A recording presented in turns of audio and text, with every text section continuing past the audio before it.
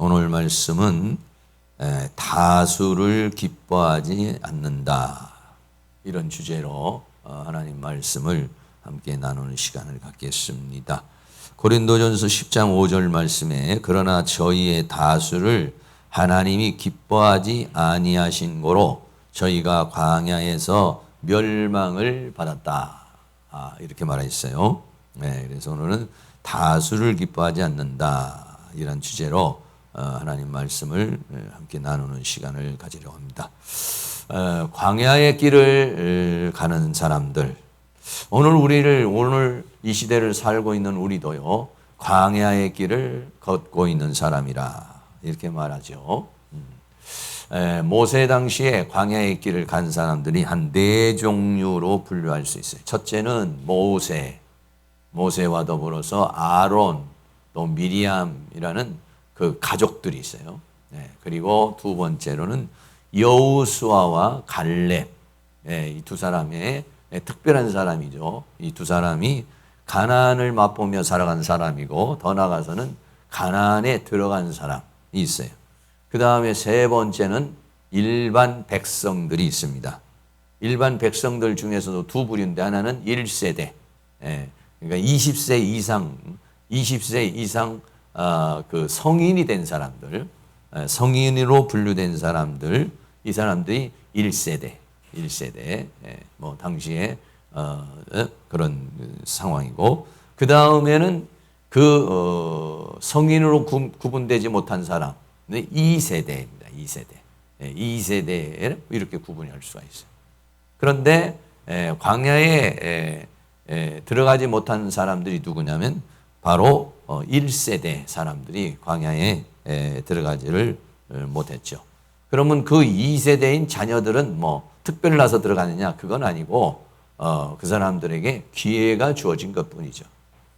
그래서 1세대의 사람들이 광야에서 다 죽음을 당했는데 거의 한 100만 명가량의 사람이 죽음을 당했다. 이렇게 말할 수 있겠어요. 100만 명, 뭐 정확한 숫자를 우리가 말할 수 없지만은 그 계수를 받은 사람이 한 60만 명 됐다고 그랬으니까 거기에 붙은 여성들 또 가족들이 이렇게 있으니까 그만 상당한 숫자가 이제 가나안에 들어가지 못한, 예를 들어서 한 300만 명 정도 된다면 한 100만 명 정도 2세대가 가나안에 들어갔다. 이렇게 말할 수 있겠습니다. 이 광야길이라고 하는 거, 오늘도 우리가, 오늘은 빨간 글씨라서 좀 쉬는 날인데, 6월 6일이죠. 현충일이고요. 이 광야길을 우리가 들어왔다. 성경이 고린도전서 10장 1절에 첫째는 형제들아 너희가 알지 못하게 내가 언치 않을 우리 조상들이 다 구름 아래 있고 바다 가운데 지나며, 이는 홍해 바다를 건너는 사건을 가리켜서 말하는 것이죠. 우리 조상들이 다 구름 아래에 있었다. 구름 아래에 있었다는 것은 뭐냐면 하나님께서 이스라엘 백성들을 인도하는데 낮에는 구름 기둥으로 해서 햇빛을 가리워주고요.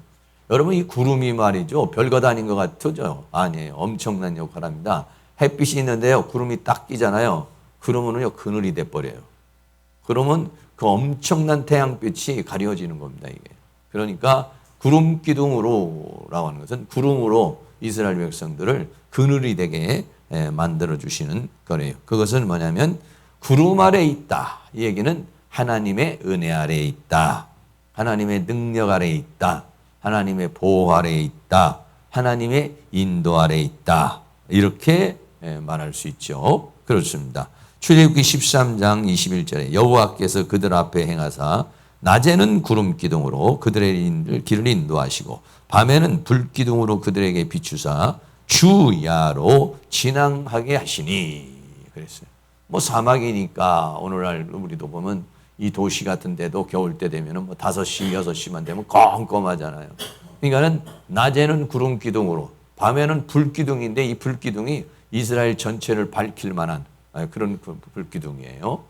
그러니까 주야로 움직이는데 낮에는 구름 기둥으로 감싸주시고 햇빛을 막아주시고 밤에는 불기둥으로 이제 추위를 막아주고 어둠을 밝혀주고 이렇게 하나님께서 인도해 주셨다. 오늘날 살고 있는 우리는 어떠냐? 우리도 역시 마찬가지. 우리도 바로 그런 하나님의 보호 아래, 우리는 지금은 예수 그리스도 안에 성령의 임재와 성령의 역사 속에 오늘 우리가 살아가고 있는 것이죠. 다 그런 구름과 구름 아래에서 바닷 가운데를 지났다. 하나님이 참 신기한 역사죠. 이 구조가 말이죠. 애굽에서 나와가지고 홍해를 건너고 홍해를 건너면은 광야가 있고 광야를 통해서 가나안에 들어가는 이 구조. 이 구조가 꼭 우리의 철로역정과 같이 우리가 천국 가는 길을 우리에게 예표해 주고 있는 것이죠. 그걸 오늘도 여기에서 사도 바울은 고린도 교회에 그 광야길에 대해서 이제 해석을 하고 있습니다. 2절 말씀에 모세에게 속하여. 그래서 모세에게 속해서 모세가 인도를 했다. 그래가지고 구름과 바다에서 세례를 받았다. 이렇게 말씀하세요. 구름과 바다에서 세례를 받았다. 네. 구름과 바다에서 세례를 받았다라고 하는 것은 뭐냐면은 그 홍해길이 있는데 홍해길을 갖다가 그 홍해가 쫙 갈라지고 이제 사람들이 지나가잖아요. 지나가는 그것을 뭐라냐? 세례라고 이렇게 표현을 하고 있습니다. 세례를 받았다. 그러니까 이런 말은 세례라기보다는 어떻게 보면은 침례라고 이렇게 말할 수 있는 것이죠. 그래서 홍해를 건너는 그 자체를 세례를 받는 걸로 이렇게 표현을 했어요. 세례라고 하는 것은 뭐냐? 로마서 6장 3절 말씀에 무릇 그리스도 예수와 함께 합하여 세례를 받은 우리는 그의 죽으심과 함께 합하여 세례를 받은 줄 알지 못하느냐. 그래서 세례 받을 때 뭐냐면 나는 예수와 함께 죽고 예수와 함께 살겠습니다. 예수가 나의 그 구주이시고 나는 예수 그리스도 안에 살겠습니다. 예수님이 나의 구원자이시고 예수님이 나의 주인이십니다. 이런 고백이죠. 네. 나는 죽고 이제는 예수로 살기를 원합니다. 이게 뭐냐면 세례예요. 그러니까 홍해 바다를 건너면서 하나님의 그 영광을 경험하게 되고 이제는 애굽이라고 하는 것을 안녕하는 거예요. 네. 애굽이라고 하는 곳에서 광야로 들어가는 겁니다. 그런데 홍해 바다를 건너고 나면 다시 나갈 수가 없는 상황이에요. 네. 이 강은 건너야 할 강이지만은 다시는 건널 수 없는 그런 강이다. 이런 얘기예요. 네. 만약에 이 홍해 바다를 배를 타고 왔다든지 다리를 건너서 왔다든지 이러면 얼마든지 또 도망갈 수도 있겠고 다시 돌아갈 수가 있겠어요. 그런데 하나님의 강권적인 역사로 홍해 바다를 가려고 했어요. 그리고는 건넜어요. 그리고는 애국 군대는 죽었어요. 그리고는 다시 물이 합쳐졌어요. 돌아가고 싶어도 돌아갈 수가 없는 거예요. 돌아가고 싶어도 하나님의 어떠한 역사가 없이는 이거 돌아갈 수 없는 그러한 역사를 말하고 있는 것이죠. 그래 우리도 역시 오늘날 우리를 살고 있는 우리도 세례를 받는 것이 뭐냐면 꼭 애굽에서 광야로 들어온 것 같이 광야가 들어온 것 같은 것이다는 것이죠. 그래서 세례를 통해서 우리는 이제 새로운 세계로 들어온 것이에요. 세상에서 나와서 하나님의 은혜 안으로 들어온 것이죠. 하나님의 구름 아래로 예수 그리스도 안으로 이제 들어온 건데 이 광야를 성경은 뭐냐? 광야 교회라 이렇게 말하고 있어요. 근데 문제가 뭐냐? 이스라엘 백성들은 애굽에서 나오면은 좋은 환경 속에 가나안 땅을 금방 들어가 가지고 막 그냥 젖과 꿀이 흐르는 그런 땅에서 살기를 원했던 것이죠. 그런데 광야에 나와 보니까 환경이 이게 보통 불편한 것이 아니고 보통 괴로운 게 아니에요. 그런 오히려 애굽보다도 못한 그런 환경, 여건, 상황이 그들에게 쫙 펼쳐졌다는 것이죠. 사람은요 근본적으로 뭘 원하냐면 잘 먹고 잘 입고 잘 살고 편안하기를 원하는 거예요. 그러니까 처음에 예수 믿고 교회에 나오는 사람들이 다 원하는 건 뭐냐면은 편안하게 살고 풍요롭게 살고 병이 있는 사람은 고침받기를 원하고 가난한 사람은 부자가 되기를 원하고 힘든 사람은 힘든 것을 다 쉼을 얻기를 원하는 그런 마음으로 다 나오는 것이죠. 예. 근데 교회에 나와서 그런 게 없다는 것은 아니에요. 그런데 이스라엘 백성들은 어떻습니까? 광야에 나와서 모세를 따라서 나오면은 먹을 것이나 입을 것이나 쓸 것이나 뭐 이런 것들이 다 뭐 풍족한 정말 적과 꿀이 흐르는 그 가나안 땅으로 금방 들어가서 그것을 마음껏 누릴 수 있을 것이라고 이렇게 생각하고 나온 거지. 광야에 와가지고 이 광야의 트레이닝의 길을 걷고 연단의 길을 걷고 이 광야의 삶을 살 것이라고는요 생각을 못 해버려요. 그러니까는 어떻습니까? 광야에 나와가지고 원망과 불평이 막 나올 수밖에 없는. 아니 우리가 적과 꿀이는 가나안 땅으로 가자고 했지 누가 이런 광야에 나와서 먹을 것도 없고 이렇게 고통스럽고 이런 힘든 대계를 가려고 내가 모세를 따라 나온 게 아니다 이런 얘기예요. 모세를 따라 나오려는 목적이 그런 게 아니에요 전부 다. 그러니까는 너무 실망스럽고 또 너무 이게 안 맞는 거예요. 그러다가 보니까 문제가 생기는 상황이 생겼죠. 그렇습니다. 광야라고 하는 것이 뭐냐? 광야라고 하는 것은 훈련받고 그리고 옛사람인 애굽의 옛사람을 버리고 가나안 땅에 들어가기 전에 애굽의 이 광야에서 옛사람을 다 끝내버려야 돼요. 그래서 하나님의 말씀으로 새롭게 돼가지고 가나안에 들어가야지. 가나안이라고 하는 것은 그냥 애굽에서 나오면 쏙 들어가는 것이 아니라 광야를 통해서 애굽의 사상을 다 끊어버리고 죄악의 세상을 끊어버리고 그런 모든 사단이 준 생각과 관념과 습관과 이런 모든 것을 광야라고 하는 과정을 통해서 다 이거를 버리고 가나안으로 들어가야 된다는 상황이라는 사실을 생각을 못한 것입니다. 우리도 역시 마찬가지죠. 우리도 역시 마찬가지로 이 신앙생활이라는 것이 어떻게 보면 우리도 다 편안하게 살려고 온 거예요. 아니에요. 신앙생활은 절대 편안하지 않습니다. 물론 하나님께서 주시는 은혜와 평강이 있죠. 하나님이 주신 내가 세상이 주는 평강이 다른 내가 주는 평강은 세상이 주는 평강과는 다르다는 거예요. 세상에서는 잘 먹고 잘 입고 잘 사는 평강이지만은 예수 안에 들어와서는 그런 평강을 주시려고 하는 것이 아니다는 거예요. 그러니까 만약에 우리가 그런 평강을 원한다면은 오산이에요. 세상 사람들과 똑같이 나도 세상 사람과 같이 좋은 차 끌고 싶어요. 나도 세상 사람과 같이 좋은 아파트 살고 싶어요. 나도 세상 사람들과 같이 좋은 옷을 입고 싶어요. 나도 세상 사람과 같이 세상에서 출세하고 싶어요. 여러분 만약에 그렇게 우리가 신앙생활의 목적을 거기다 두면은요 하나님과는 점점 멀어지는 겁니다. 네. 아니요 하나님은 우리 그러려고 우리를 세상에서 불러낸 거 아니에요. 하나님께서는 우리를 세상에서 불러낸 것은 이 세상이라고 하는 과정을 통해서 우리를 천국 백성으로 만들어 가지고 천국 백성으로 만들어서 그 영원한 세계로 우리를 인도하시려는 데 목적이 있는 것이죠.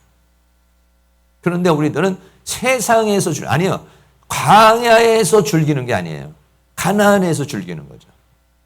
하나님은 가나안을 주려는 것이지 광야를 주려는 것이 아니거든요. 근데 광야는 왜 필요하냐? 가나안 땅에 들어가기 위해서 하나님의 말씀대로 사는 사탄에 의해서 애굽에 있는 모든 사상을 광야라고 하는 것을 통해서 다 버려야 되는 깨지고 부셔지고 훈련받고 연단받고 이래가지고 믿음으로 사는 법을 배우고 예수 안에서 사는 법을 배우고 말씀 안에서 사는 법을 배우고 우리의 옛사람은 죽고 새 사람이 되는 그 과정이 어떤 거냐면 이 광야라고 하는 것이죠. 그러니까 우리의 신앙생활의 목적은 뭐냐면요. 내가 날마다 변화되는 거예요. 날마다 새로워지는 거예요. 내가 기도했으니까 뭐가 떨어지고 세상적인 어떤 그런 것들이 막 이루어지고 그런 데서 기쁨을 얻으려고 그러면요. 이거는 하나님과는 맞지 않는 인생을 사는 거예요. 하나님은요. 이 세상을 주려는 게 아니에요. 하나님은 우리에게 가나안을 주시려는 거예요. 가나안. 그렇다고 그래가지고 하나님이 우리가 이 땅에 살아가는데 그냥 놔두시느냐? 아니에요. 첫째는 뭘 주느냐? 고린도전서 10장 3절에 신령한 식물을 먹으며 이랬어요. 네. 여기서 말하는 신령한 식물은 뭐냐면 광야에 나오니까 먹을 게 없어요. 그래서 뭘 줬느냐면 만나라는 걸 줬어요. 또 뭘 줬느냐? 메추라기라고 하는 것을 줬어요. 만나는요 40년 동안 주셨다고 그렇게 말하고 있어요. 출애굽기 16장 35절 말씀에 이스라엘 자손이 사람 사는 땅에 이르기까지 40년 동안 만나를 먹되 곧 가나안 지경에 이르기까지 그들이 만나를 먹었더라. 광야에 나와서 하나님이 주신 양식이 뭐냐면 만나예요. 세상 사람들은 농사 지어서 먹는 거예요. 그러나 우리는 어떻게 해요? 하늘에서 내려오는 만나를 먹고 사는 거 전혀 달라요. 전혀 달라. 애굽 방식의 삶과 하나님 방식의 삶은 전혀 달라. 광야에서 사는 방법하고 애굽에서 사는 방법은 전혀 다른 거예요. 예. 그 우리는 깊이 인식을 해야 되겠죠. 예. 무슨 힘으로 우리를 사느냐? 만나를 먹고 살죠. 근데 이 만나가 요한복음 6장에 보면은 예수님께서 오병이어의 사건이 나와요.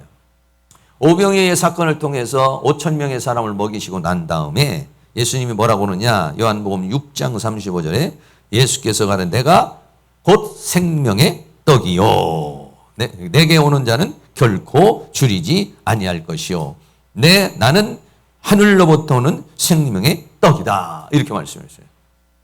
만나를 비유해서 이 세상에서 우리가 지금 살아가는데 만나는 뭐냐?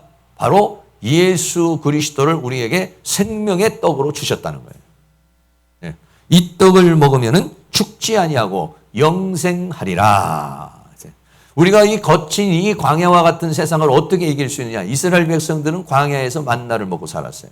만나를 먹고 광야를 행진했어요. 우리는 이 세상을 어떻게 행진해야 되느냐? 예수 그리스도를 만나로 먹어야 된다. 우리가 예수 믿기 전에는 예수님을 먹는 방법을 아나요? 몰라요. 하나님을 생명으로 공급받을 수 있는 방법이 있나요? 없어요. 어떻게 우리가 하나님과 연결을 해서 그분으로부터 생명을 받아요? 어떻게 우리가 예수님과 연결이 돼서 그분으로부터 생명을 받아요? 그런 생명을 생각도 못 해봤어요. 그냥 밥 먹는 밥심의 힘이나 아니면 음식의 힘을 통해서 우리가 힘을 얻어서 그 생명으로 사는 것이지 하나님의 생명을 받는다? 하나님으로부터 생명의 공급을 받는다? 이거는 우리가 상상할 수 없는 거예요. 그런데 신약의 시대에는 예수 그리스도께서 오셔서 내가 바로 생명의 떡이다 하시면서 마태복음 6장 11절에 오늘날 우리에게 일용할 양식을 주옵시고 기도하라고 그랬어요. 물론 여기서 말하는 일용할 양식이 오늘 때거리가 없는 사람에게는 때거리가 될 수 있지만은 요한복음 6장에서 말하는 차원의 일용할 양식은 예수 그리스도 오늘날 우리에게 일용할 양식 오늘날이라는 건 오늘 이 시대를 살아갈 수 있는 이 죄와 사망과 세상과 사단의 세계를 살아갈 수 있는 이김의 능력 이것이 어디로부터 오느냐? 바로 예수 그리스도로부터 오는 것이다 이런 얘기죠. 그래서 예수님이 뭐냐면 생명의 만나예요. 만나. 예수님이 뭐냐면 생명이에요. 그래서 요한복음 6장에서 뭐라고 말씀했습니까? 나를 먹는 그는 나로 인하여 살리라 이렇게 말했어요. 예수님을 어떻게 먹습니까? 오늘도 우리는 예배를 통해서 예수님을 먹는 거죠. 기도를 통해서 예수님을 먹습니다. 기도를 통해서 예수님과 연결이 되고 예수님과 연결이 되면 생명을 공급받는 거예요. 찬양을 통해서 예수님과 연결이 되면 거기서 생명을 공급받는 거예요. 말씀을 통해서 예수님과 연결이 되면 거기에서 생명을 공급받는 거예요. 그러니까 이 예배라는 게 얼마나 중요하겠어요. 예배를 통해서 하나님과 연결이 되는 거예요. 그리고 이 예배 안에 있는 기도와 예배 안에 있는 찬송과 예배 안에 있는 말씀과 예배 안에 있는 이 모든 것들을 통해서 하나님과 연결해요. 하나님은 영이시니 예배하는 자가 영과 진리 안에서 예배할지니라. 그 왜 그러느냐? 내 영이 하나님의 영과 이게 연결이 돼야 된다는 거예요. 영이 연결이 되면 하나님으로부터 생명의 공급이 주어지고 생명의 공급을 주어지면 내 영이 소생하고 내 영이 강화되고 내 영이 충만하게 되고 그러면 내가 영이 주체가 되어서 내 인생의 주인이 영이 되어서 성령의 인도를 받는 자. 로마서 8장에서 오직 성령의 인도를 받는 자는 하나님의 자녀들이다. 이렇게 말했어요. 그러니까 뭐냐면 우리는 이 거친 세상을 뭘로 살아가야 되느냐? 우리는 생명의 만나이신 그분을 먹음으로 나를 먹는 그는 나로 인하여 살리라. 오늘도 우리가 예배를 실컷 드리고 난데도 생명이 충만하지 못하다. 이러다면은 이 예배를 통해서 생명의 공급이 없다. 이러면은요, 이게 지금 아무것도 아닌 거예요, 이게. 예배를 드리고 났을 때 막 예배를 드리는 것은 뭐냐? 이게 예배 자체가 뭐냐면 생명의 양식을 먹는 시간이니까. 예배를 드리고 난 다음에도 하나 생명의 흐름이 없고 생명의 공급이 없고 생명의 충만함이 없다면 그 사람은 예배를 드렸어도 예수 그리스도와 연결이 안 되는 거예요, 연결이. 예수 그리스도와 연결이 돼요. 그러니까 하나님은 영이시니 예배하는 자가 영과 진리 안에서 예배하는. 그러나 찬송을 할 때도 영이 역사를 해야 되고 기도를 할 때도 영이 역사를 해야 되고 예배를 할 때도 영이 역사를 해야 우리의 영이 하나님의 영과 연결이 되어야 그 영의 공급을 받는 것이죠. 그냥 입술만 뭐 그냥 우리가 하면은 생각만 그냥 감정으로만 생각으로만 하나님과의 관계를 가지면 내 생각이나 감정이 조금 위로는 받을 수 있겠지만은 영의 생명의 공급은 못 받는 거죠. 영의 생명의 공급을 받아서 영이 소생하고 영이 강화되고 영이 충만하게 되면 그 사람은 영의 인도를 받는 것이죠. 그러면 그 사람에게는 성령의 열매가 맺어지는 것이죠. 그런데 영이 작동을 안 하면 아무 의미가 없어요. 영이 작동을 해야 돼요. 영이 작동해야 돼요. 그러니까 여기서 찬양을 인도하는 사람도 영이 작동해야 돼요. 기도를 하는 사람도 영이 작동을 해야 되고. 왜? 우리는 뭘 먹느냐? 이스라엘 백성들은 광야에서 만나를 먹었지만 오늘은 우리는 예수 그리스도를 생명으로 나를 먹는 그는 나로 인하여 살리라 이랬단 말이에요. 그러니까는 예수님은 나의 생명이십니다. 생명이신 예수님 나에게 생명의 공급을 주시기를 원합니다. 그 생명의 공급이 오늘 나를 살게 할 뿐만 아니라 그 생명의 공급이 나를 자라게 하여 주시옵소서 이렇게 돼요. 생명의 공급을 받아야 아이가 자라는 것처럼 생명의 공급을 받아 내 속 사람이 자라나죠. 내 속 사람이 강화될 뿐 아니라 내 속 사람이 자라나는 것이죠. 그러니까 중요한 것이 뭐냐? 오늘날 우리가 이 세상을 어떻게 이길 수 있느냐? 광야와 같은 이 세상을 어떻게 하냐? 광야와 같은 세상을 이스라엘 백성들은 만나를 먹고 행진을 했어요. 우리는 만나이신 예수 그리스도를 먹음으로 살아가야 된다 이거죠. 신앙생활해도 예배생활해도 기도생활해도 예수를 먹지 못하면 예수님을 먹는 방법을 터득하지 못하면 예수님을 생명의 공급으로 받지 못하면 그러면은요 그 사람은 생명의 공급을 받지 못했으니까 그 생명으로 살지 못하는 거예요. 그 사람은 예수로 사는 사람이 아니죠. 이제는 내가 사는 것이 아니라 내 안에 그리스도가 사는 것이라는 것은 그리스도의 생명이 내 안에 충만해서 그 생명력이 그 생명의 능력이 나를 끌고 갈 수 있어야 된다. 오늘 이 밤에도 그런 생명의 만나로 충만한 시간이 될 수 있기를 주의 이름으로 축원합니다. 그러니까 여러분들이 기도하는 것도 기도하면서 어떻게 하냐면 그 생명을 그 예수님으로부터 오는 그 생명을 막 빨아들이려는 그 생명의 공급을 받으려는 그런 뭐 어린아이가 엄마의 젖을 갈급하고 그 엄마의 젖을 막 쭉쭉쭉쭉 빨아먹는 것처럼 그런 것처럼 막 기도를 할 때도 뭐냐면 기도를 해서 그냥 하나님하고 어쩌고 저쩌고 하고 그냥 가버리면 본성이 있어요. 기도를 통해서도 나는 그 생명의 공급이 필요합니다. 찬양을 하면서 그 생명의 공급이 필요합니다. 하나님 생명을 공급 주시옵소서. 내가 생명이 충만해야 되겠습니다. 그래서 그 생명력이 충만해야죠. 생명력이. 그냥 입술로만 예배드리고 생각으로만 예배드리고 감정으로만 예배드리면 영이 살질 않아요. 영이 살지 않으면 영의 열매를 맺을 수가 없는 것이죠. 그러니까는 그 내 영을 막 소생시키기 위해서 기도도 하고 내 영이 소생시키기 위해서 찬양도 막 내 영이 오늘 이 밤에도 내 영이 소생해야 되겠습니다. 오늘 이 밤에도 내 영이 강화가 되어야 되겠습니다. 내 영이 목마릅니다. 내 영이 갈급합니다. 내 영을 소생시켜 주십시오. 내 영을 충만케 하여 주시옵소서. 이게 뭐냐? 내가 주는 평강은 세상이 주는 평강은 육신으로 먹는 거나 아니면 생각하는 문화나 이런 이성이나 이런 것들이 세상에서 주는 것은 문화와 문명과 이런 것들은 세상이 주는 거예요. 그 세상이 주는 평강이에요. 그러나 내가 주는 평강은 뭐냐? 성령 안에서 의와 평강과 희락이라. 하나님의 나라는 의와 성령 안에서 의와 평강과 희락이라 이렇게 말했어요. 성령 안에서 주는 기쁨. 이게 우리에게 필요한 것이죠. 그 다음에는 만나와 메추라기와 더불어서 그 다음에는 무엇을 줬느냐? 그 다음에는요, 10장 4절에 다 같은 신령한 음료를 마셨으니, 만나만 먹은 것이 아니에요. 만나만 먹은 것이 아니라 반석에서 뭐가 나왔느냐? 생수가 터졌어요. 반석에서 생수가 터졌는데 반석은 곧 그리스도시니라. 이렇게 말했어요. 여기서 말하는 신령한 음료. 그 당시에 광야에서는 먹을 게 마셔야 될 거냐? 마셔야 되니까. 마셔야 되니까 어떻게 했습니까? 반석에서 나는 물을 먹었죠. 요한복음 4장에서 예수님이 그 두 말에 그거에 대해서 말하죠. 사마리아 여인과 대화를 통해서 내가 주는 물을 먹는 자는, 요한복음 6장에서는 만나에 대해서 얘기를 한 것이고 요한복음 4장에서는 생수에 대해서 얘기를 하시는 거예요. 내가 주는 물을 먹는 자는 영원히 목마르지 아니하리라 했단 말이에요. 그러니까 예수님은 만나를 주시기도 하시지만 또 뭘 주시냐? 생수를 주시기도 하신다 이런 얘기예요. 이 생수를 뭐라고 그랬어요?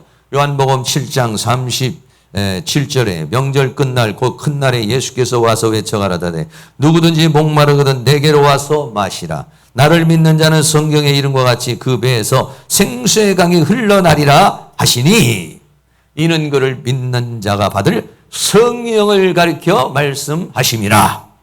이렇게 말했어요. 그러니까는 만나가 주어지게, 만나가 주어지면 그건 생명의 양식, 말씀을 통해서 생명의 양식이 우리에게 주어지는 것이고, 더 나아가서는 생수의 강, 생수의 강은 뭐냐? 바로 생수의, 우리 광야에서 반석에서 물이 터져서 물을 마시고 광야를 나갔던 것처럼 오늘 우리 뭐냐? 생명수, 성령을 마셔야 되네, 성령을. 할렐루야. 목마른 사람은 이 땅에 살아가는 사람이에요. 반석에서 터져서 생수를 준 것처럼 이 세상에 지금 현재는 우리에게 뭘 주느냐? 성령을 주신다는 거예요. 성령. 네. 성령을 줘서 목마름을 채워요. 예수님 목마릅니다. 나에게 성령의 기름을 부어주시옵소서. 네. 성령의 기름을 부어주시면 내 목마름이 해소가 돼버리는 거예요. 네. 요한복음 4장에서 예수님과 사마리아인과 대화를 통해서 이 여인이 뭐랬습니까? 물동이를 버려두고 그런 물 필요 없어져 버렸어요. 이미 어떻게 예수님과 관계를 통해서 생수가 들어와 버렸어요. 나가서 와봐라. 이런 것처럼 오늘 우리도 예배를 통해서 이 시간을 통해서 우리가 뭐냐? 바로 이 생수, 성령의 생수처럼 터져야 되겠죠. 공급을 받아야 되겠죠. 그거를 먹고서 우리가 가는 것이다 이런 얘기예요. 그런데 이 생수가 어디서 나왔느냐? 신령한 반석으로부터 마셨다. 반석으로부터 마셨으니 그 반석은 그리스도시니라. 네. 예수 그리스도가 오늘날 예수 그리스도지만은 구약에서도 역시 마찬가지로 구약에서도 예수님은 반석에 물을 주는 그러한 반석으로서 역사를 하셨다라고 그렇게 말하죠. 마태복음 16장 18절에 예수님이 뭐라고 말합니까? 이 반석 위에 내 교회를 세우리니 이런 말했어요. 로마서 9장 33절에 기록된 바 보라 내가 부딪히는 돌과 거치는 반석을 시온에 둔다. 예수님 자신이 뭐라고 했어요? 반석이라. 반석. 이 반석이 나를 따라와. 네. 앞에서는 불기둥과 구름기둥을 하고 내 뒤에서는 예수님께서 나를 또 따라오는 것이죠. 네. 그런 역사가 우리에게 일어나고 있는 것입니다. 그래서 이 광야의 길에서는 세 가지 세례, 만나를 통해서 이제 홍해 바다를 통해서 나는 죽고 예수를 사는. 그 나는 죽고 예수를 살아서 예수가 만나가 주어지고 말씀을 통해서 만나를 주시고 성령을 통해서 생수를 주시고 그래서 어떻게 하냐? 이 광야길을 걸어가게 하신다. 이 광야길을 이기게 하신다. 할렐루야. 그렇습니다. 여러분들이 잘 아는 대로 나의 등 뒤에서 나를 도우시는 주, 나의 인생길에서 지치고 고나여 매일처럼 주저앉고 싶을 때 나를 밀어주시네. 일어나 걸어라. 내가 새 힘을 주리니 일어나 너 걸어라. 내 너를 도우리라. 나의 등 뒤에서 나를 도우시는 주, 편안히 길을 갈 땐 보이지 않아도 지치고 고나여 넘어질 때면 다가와 손 내미시네. 할렐루야. 내가 갈 때에는 나의 등 뒤에서 나를 도우시는 주. 광야길은요, 혼자 가는 길이 아니에요. 인생길은 혼자 가는 길이 아니에요. 절대 예수님이 불기둥으로 구름기둥으로 앞에 가시고 예수님은 뒤 따라오는 반석이고 생수를 주시고 하늘에 만나를 내리게 하시는, 만나를 내려서 먹게 하시고 생수가 터져서 먹게 하시는, 세상 방법은 어떻게 합니까? 우물을 파야지만이 물을 마실 수 있는 거잖아요. 그런데 반석을 치니까 거기서 생수가 터져요. 그러니까는 오늘날에 이 광야길을 가고 있는 우리에게 누구를 주었느냐? 예수를 주신 거예요. 예수는 우리의 모든 것이에요. 광야에서도 역시 마찬가지. 예수님은 보이지 않았지만 예수님은 십자가에 못 박혀 죽으시고 이 땅에 그렇게 우리에게 그렇게 역사하지 않았지만 구약의 시대도 역시 성부, 성자, 성령 하나님이 광야길에서도 함께 계셨다 이런 얘기예요. 그거를 사도 바울은 오늘 성경 본문을 통해서 우리가 보면 그 반석은 그리스도시니라. 나의 등 뒤에서 나를 도우시는 주. 편안히 길을 갈 땐 보이지 않아도 지치고 고나여 넘어질 때면 다가와 손 내미시네. 그냥 지치고 고나지 않게 해주면 얼마나 좋아요. 그런데 어떻게 해요? 그러니까 그거는 어떻게 꼭 보면은 애들이 앞에서 걸어가면 어른이 엄마가 뒤에서 아이를 이렇게 보죠. 그럼 막 이렇게 혼자 열심히 가면 가만히 놔둬요. 근데 가다가 만약에 펑 넘어지면 얼른 가가지고 아이고 일어나라고 또 이렇게 주는 거 똑같죠. 그런데 맨날 그냥 엄마가 업고 안고 이렇게 가면 안 되지. 나는 우리 보배를 하도 안아줘가지고 지금도 보면 안으라고 그래. 근데 우리 빛나는 그냥 자기가 씩씩하게 걸어가는데 얼마나 잘 걸어가는지 몰라요. 걸어요. 광야길을 걸어가는 우리가 힘들고 지쳐 보여요. 그러나 하나님이 그냥 딱 독수리의 날개에다가 안아가지고 휙 데려다 놓지를 않아요. 그런데 예수님, 하나님은 내가 독수리의 날개처럼 너희를 안고 갔다, 업고 갔다 이런 표현을 많이 해요. 실제적으로는. 그러니까 우리는 혼자인 것 같고 나 혼자 가는 인생길 같지만은 아닙니다. 우리 함께 가는 겁니다. 예. 할렐루야. 예. 나 혼자 가는 인생길이 아니에요. 주님이 나와 지금 함께 계셔요, 지금요. 네. 우리의 인생길에 주님이 함께 계시는데 왜 그런데 주님은 함께 계시지 않는 것 같으냐? 광야의 목적이 있으니까 그래요. 광야의 목적이 있으니까. 네. 오늘 고린도전서 10장 5절 말씀 한번 다 같이 한번 보겠습니다. 고린도전서 10장 5절 말씀 다 같이 함께 읽습니다. 시작. 그러나 저희의 다수를 하나님이 기뻐하지 아니하신 고로 저희가 아멘. 다수를 기뻐하지 않았다. 민주주의는 말이죠. 다수에 의해서 의결되어져서 가는 거예요. 그러나 하나님의 세계는 다수를 원치 않아요. 300만 명이 아니라 3천만 명이라도 믿음의 사람이 아닌 사람은 하나님 원하지 않습니다. 광야에서 다 죽어도 여호수아 갈렙만이라도 하나님은요 다수를 기뻐. 모든 사람이 구원받기를 원하지만은 다수를 원하는 것은 아니에요. 모든 사람이 예수 믿고 구원받고 가나안 땅에 들어가기를 원하죠. 그러나 어떻습니까? 거기에서 광야길에서 원망하고 불평하고 불신하고 하는 이런 사람들 하나님은 원치 않으셔요. 네. 창세기에 보면은 소돔과 고모라 성에서 보면은 뭐라고 말합니까? 소돔과 고모라 성이 멸망하기 전에 아브라함에게 내가 이 성에 의인 10명만 있으면 이 성을 멸하지 않겠다 했어요. 네. 결국은 소돔과 고모라 성이 10명의 의인이 없어서 죽은 거예요. 네. 그러니까 하나님은 누구를 원하느냐? 의인을 원하는 거예요.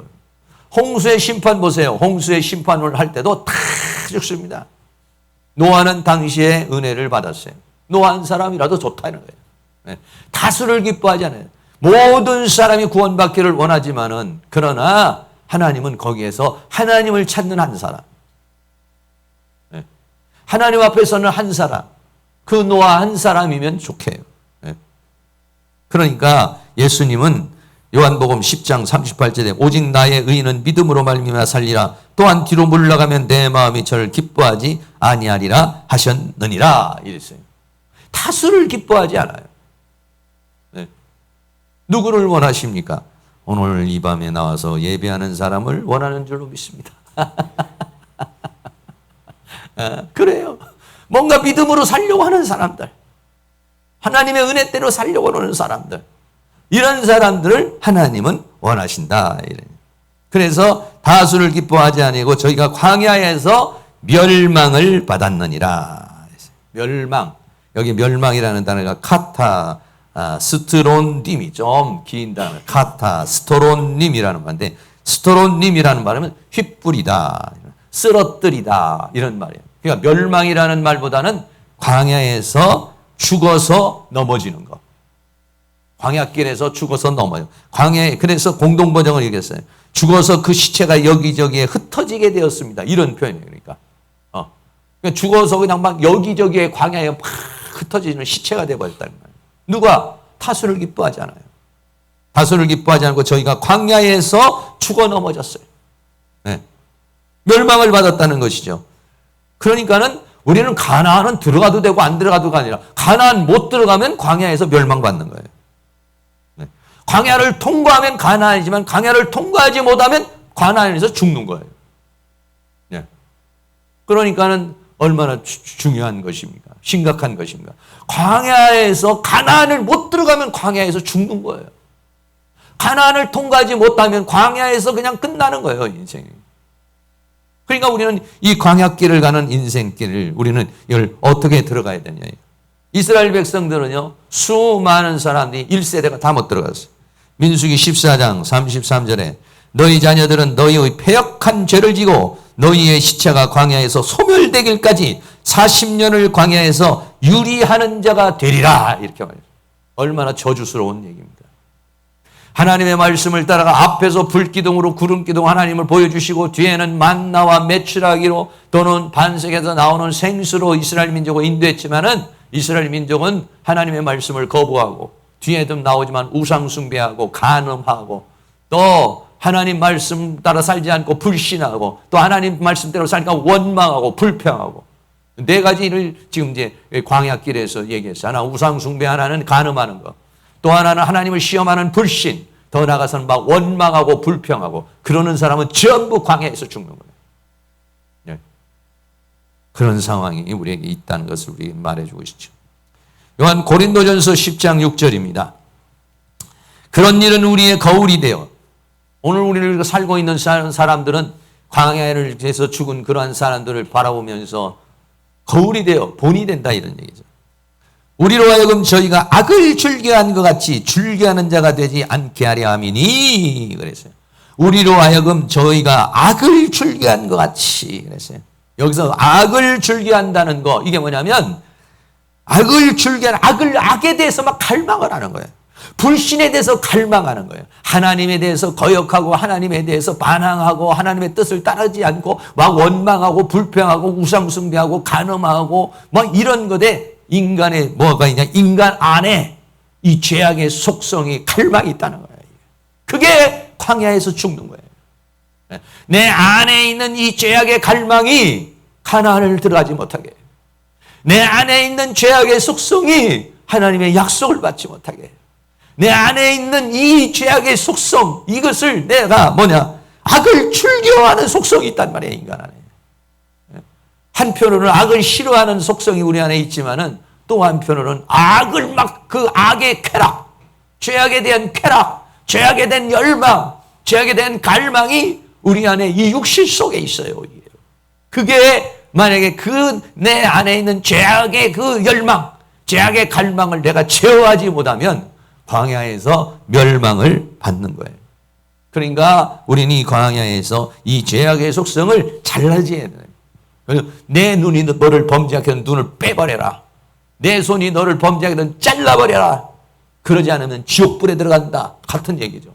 내가 만약에 광야의 길을 걸어가면서 광야길을 걸어서 이 죄악의 속성에 대한 이 세상에 대한 그 죄악에 대한 어떤 갈망이 막 끌어오르는 때 그 끌어오르는 걸 잘라내지면 그 인생은 광야라는 거예요. 그 인생은 지옥이라는 거예요.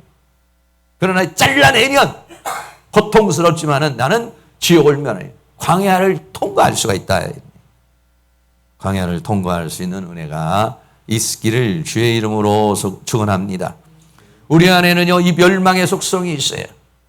이스라엘 백성들은요, 이 멸망의 속성이 있어요. 그래서 오늘을 살아가는 우리들은 이 광야길의 이유를 우리는 잘 알아야 되는 것입니다. 네. 우리는 현재 지금 광야길을 걸어가고 있어요. 성경은 뭐라고 하냐? 지금 우리는 전투 중이라는 거예요.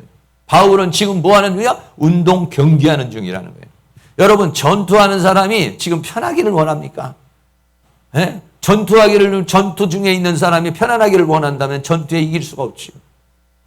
지금 내가 사자굴 속에 들어와 있다 그러면 사자굴 속에 내가 막 편할 수가 있겠어요? 베드로는요, 우는 사자처럼 마귀가 우리를 삼키려고 하고 있다고 그랬어요. 그리고 바울은 에베소 6장에 우리는 지금 영적, 하늘에 있는 악한 영들과의 영적인 전쟁이라고 그랬어요.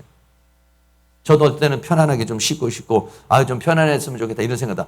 지금 내가 지금 전쟁 중에 있는데 편안하기를 원한다면은 나는 콜콜콜콜 자버리고 나는 파수꾼의 사명을 감당한다 하지 않으면은 마귀가 수류탄을 던질지 총을 쏠지 뭔 짓을 할지 알아요. 그러면 내 가족도 죽고 내 동료도 죽고 다 죽어. 내 편안하려고 그러면. 예. 우리는 지금 현재 전투 중이에요. 우리는 광야에서 훈련 중이에요. 그래서요, 시험이라는 것과 시련이라고 하는 것은 함께 오는 거예요. 마귀가 나를 시험합니다, 유혹합니다 하는데 그 유혹 속에 담겨져 있는 건 뭐냐? 하나님의 시련이 나를 훈련하고 나를 연다는. 왜? 하나님은 그 사단의 공격을 그냥 놔두느냐? 그를 통해서 나를 훈련하고 연단해서 하나님의 사람으로 만들려는 하나님의 뜻이 있는 것이죠. 왜 광야길, 우리가 그렇게 고통스러운 거 알죠? 그런데 인간은 이 광야길이 아니면 깨지질 않아요. 광야길이 아니면 부서지질 않아요. 광야길이 아니면 성격이나 고집이나 아집이 부서지지를 않아요. 그러니까 내가 지금 아직도 인생길을 걸어가는데 광야길이 오면 아직도 나는 깨어져야 되고, 아직도 나는 부서져야 되고, 아직도 나는 녹아져야 되고, 아직도 나는 산산조각 나야 될 것들이 너무 많다고 생각을 해야 되는데, 반대로 왜 하나님 나에게 이런 광야길을 주십니까? 왜 나에게 이렇게 어려움을 주십니까? 왜 나에게 이렇게 고통을 주십니까? 왜 나에게 이렇게 힘든 걸 주십니까? 막 하나님 앞에 대적하니까 너무 안 맞는 거지. 그 광야가 주어진 거는 네 고집이 안 꺾어져서, 네가 지금 예수 믿은 지 몇 년인데도 고집이 안 꺾어지고, 네 생각이 안 변화되고, 네 생각이 감정이 변화되지 않으니까 너를 계속해서 너는 아직도 광야에서 계속된 훈련이 필요해요. 그런데 여러분, 무서운 건 뭐냐? 광야의 길에 40년이라는 게 정해져 있다는 거예요. 언제나 마르고 닳도록 하나님이 기다려주는 거 아닙니다. 어느 순간까지 안 되면 그때는 끝나는 거예요, 그냥. 네. 어느 순간까지 나를 기다려주고 참아주는 것이, 이스라엘 백성들을 기다려주고 참아주는 것이 뭐냐면 40년이에요, 40년. 40년이라는 세월 동안에 이리 방황 저리 방황하면서 거기서 깨지고 부셔져서 회개하고 자복하는 사람은 살지만은, 그러나 광야 40년 동안에 또 불구하고도 거기에서 깨지고 부셔지는 것이 아니라 오히려 원망하고 불평하고. 여러분, 보통 이렇게 문제가 되는 사람들이 어떤 문제가 생기면 자꾸 남의 탓을 하는 거예요. 내가 당신 때문에 내 인생이 망쳤다. 교회 때문에 내가 이렇게 됐다. 난 우리 대통령 때문에 이렇게 됐다. 다른 사람에게 자꾸 이렇게 문제를 제시하시는 분은요, 그러면은 발전이 없어. 왜? 그 사람 책임이니까 나는 회개할 게 없어요. 그 사람 그 사람 때문이니까 나는 회개하고 나는 변화될 게 없는 거예요. 그러면 여러분, 그 사람은 변화가 될 수 있습니까? 성장하나요? 성장하지 않습니다. 내가 문제라는 사실을 지금. 하나님은요, 나에게 관심이 있어요. 우리는 돈에 관심이 있어요. 우리는 하나님이 주시는 축복에 관심이 있고, 하나님은 내 자신, 내 존재의 변화에 관심이 있는 거예요. 이 광야길을 통해서 나라는 존재를 만들기를 원하는 거예요. 우리는 그런데 광야길에도 편안한 길을 원하는 거예요. 하나님 좀 편하게 좀 삽시다, 좀. 편안하면 인간은 변화가 되느냐? 절대 인간은 변화되지 않습니다. 이만큼 편안하면요, 저만큼 편안한 거라고요, 저만큼 편안하면요, 저만큼 편안한 거를 원한다고 그 전에 제가 말했잖아요. 화장실 한 개 가지고 사니까 불편해. 그래서 야씨 버려서 화장실 2개 있는 데로 갔어요. 2개 있는 데도 가니까는 애들도 있고 손님 오니까 복잡해. 화장실 3개 있는 데로 이사 갔어요. 그러니까는 나이 먹고 저 죽을 때가 됐어. 여러분, 화장실이 10개가 있어도 부족해요. 그것이 인간을 만족하게 해주는 게 아니라는 거죠. 도충 하나님은 내가 편안하게 사는 것을 원하지 않아요. 그러나 편안이 아니라 뭐라고 그랬어요? 평강. 평강은 원하죠. 수고하고 무거운 짐진 자들아 다 내게라. 내가 너를 쉬게 한다. 그러나 그 짐 자체를 없애버리는 게 아니에요. 이 짐 자체를 없애버려. 수고하고 무거운 짐 자들아 다 내게라. 내가 그 짐을 다 그냥 저쪽으로 다 집어 던져버리겠다. 이 얘기가 아니라 수고하고 무거운 짐진 자들아 다 내게로. 내가 쉬게 한다. 어떻게? 내가 너와 더불어 멍에를 같이 메고 가겠다 이런 얘기예요. 어? 그 짐이 무거우니까 그냥 다 집어 던져버리고 그냥 가라가 아니래요. 너 혼자 그 무거운 짐을 걸어가지. 근데 너 혼자 힘들지. 내가 멍에를 같이 메고 가라. 그래서 네가 나에게 배워. 인생길을 사는 법을 배워. 이거예요. 그러니까 그거는 뭐야? 편안한 게 아니에요. 평강이고 진리 안에서 그를 터득해서 자족하는 비결을 배우는 것이고 자유하는 것을 배우는 것이고 천성 가는 것을 배우는 거예요. 여러분들이 오늘도 편안하기를 원하면 꿈 깨셔야 됩니다. 하나님은 우리가 편안한 걸 원하네. 평강을 원해요. 샬롬은 뭐냐고 그랬어요? 샬롬은 아무것도 일어나지 않는 게 샬롬이 아니에요. 전쟁에서 이기는 게 샬롬이에요. 샬롬. 마귀와 싸워 이기는 게 샬롬이에요. 죄악과 싸워 이기는 게 샬롬이에요. 샬롬. 하나님은 막 내가 죄악과 싸워서 오늘 저녁에도 막 기도가 안 되는데 기도가 싸워서 이겨서 기도에 팍 잘 먹고 성령 충만한 그걸 주기를 원하지. 하나님은 그냥 아무것도 가만히 있는데 아무것도 안 하고 있는데 주는 그냥 편안하게 신앙생활하면서 편안하게 아니에요. 편안이 아니에요. 싸워 이기고 죄와 사망과 세상과 싸워 이기어서 주는 평강. 그게 뭐냐? 샬롬이에요. 샬롬. 근데 우리는 착각을 하는 것이죠. 또 이 세상 사람들도 역시 마찬가지로 다 그렇게 생각하고 있어요. 마지막으로 신명기 8장 1절부터 광야길에 대한 이유가 나오죠.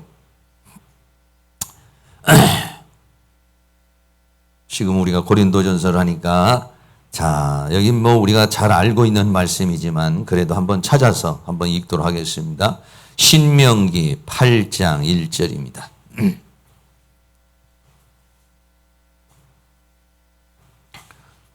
잘 알고 있지만은 한 번 더 우리는 또 자꾸 새겨야 돼요, 이게. 광야길에 이유가 있는 거 알면서도 우리는 또 자꾸만은 편안한 걸 원해요. 자, 신명기 8장 1절부터 6절까지입니다. 시작. 내가 오늘날 명하는 모든 명령을 너희는 지켜 행하라. 그리하면 너희가 살고 번성하고 여호와께서 너희 열조에게 맹세하신 땅에 들어가서 그것을 얻으리라. 내 하나님 여호와께서 이 40년 동안에 너로 광야길을 걷게 하신 것을 기억하라. 이는 너를 낮추시며 너를 시험하사 내 마음이 어떠한지 그 명령을 지키는지 아니 지키는지 알려 하심이라.